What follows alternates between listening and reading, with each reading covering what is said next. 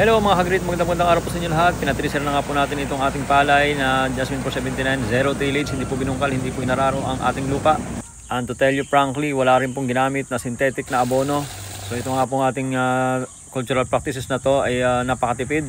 Bagay po itong gawin, lalo-lalo na po pagkakapos tayo sa puhunan. At bali po doon sa actual computation natin na 10 meters by 30 meters, around 300 square meter, ay nakuha po natin ito ng 220 kilos na fresh na palay. Considering na hindi naman po ito masyadong nalagaan at kinain pa nga po ng maya.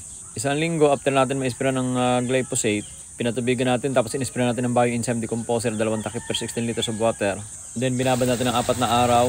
Then nag-spray tayo ng Butachlor herbicide habang mabasa-basa pa po yung lupa. At pagkalipas ng 2 araw ay nagsabog na po tayo ng pinasibol na binhi na Jasmine 479. Pagdating ng 15 days, 35 days, 55 days at 75 days ay nag-i-spray tayo ng bioplant booster. Kasabay na po noon inihahalo natin ang mga insecticide na para sa pamatay peste. Dating masukal, madayami, ngayon po ay napakalinis na po at wala pong kadamo-damo.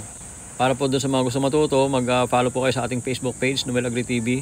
Meron din po tayo sa YouTube, Noel Agri TV. Subscribe po tayo doon at andun po yung lahat ng mga video. At ang advice ko po sa inyo, gawin nyo po ito sa maliit lang na area para po makakabisado ninyo. Base sa computation po natin ay umaabot po ng 133 kabans per hectare din ang inaani sa ganitong sistema at napakatipid naman ng ganitong sistema.